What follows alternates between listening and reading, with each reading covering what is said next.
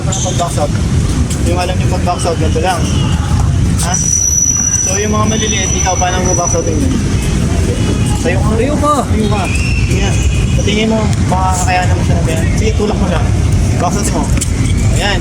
Ngayon ang problema pag pinakasot mo siya ng pag-ganyan. So yung mga maliliit, yung mga, halimbawa ikaw may mas malaki sa'yo, pero gusto mo niya, mag-focus tayo sa kanya. Halimbawa ikaw, naharap mo siya, paano mo siya papakasotin? So, hindi ganyan. Kasi pag pinakasot mo siya ng pag-ganyan, lalo na napakalaki niyan, hindi mo kakayanin yan. Ang isa pang paraan ng pagpansot sa kanya, maharapan mo na siya. Face up, box out na yung tawag dito, nakaganito ka na. Yung mga maliliit na player ang magiging problema sa face up, box out, makinig muna kayo. Ang magiging problema sa face up, box out, ikaw, hindi ka na makakuha ng rebound. Pero maganda ron, hindi na rin siya makakuha ng rebound.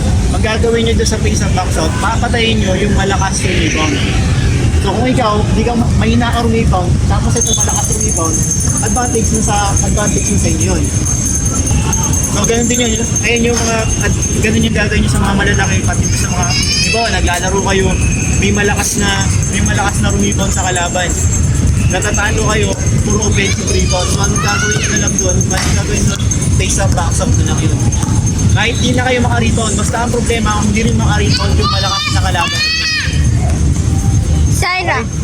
Sige, so, ang tamang pag-face up, box out, ganito lang.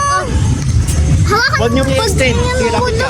Halimbawa, kung hindi mo na yung bola, halimbawa, kung hindi niyo yung bola, sige, kung natin rebound. Sige, takbo lang. So, ganito lang. Ilalak nyo lang to, nakalak lang tong braso nyo. Huwag nyo i-extend. Pag in-extend nyo to, magiging for lang face up, box out. Doon nagiging illegal. Pero kapag ganito lang to, nakalak lang to, good yan. Kaya isa pa importante, kailangan may suporta dito. Sa bintimin nyo. Nandito manggagaling yung pwersa. Hindi lang dito. Kasi pag dito lang nanggaling niya, walang pwersa dito, puta isang banggalang dito mga malalaking kalaban nyo. Pupiling kayo agad. Malalaki naman, ikaw, paano mababounce out dito?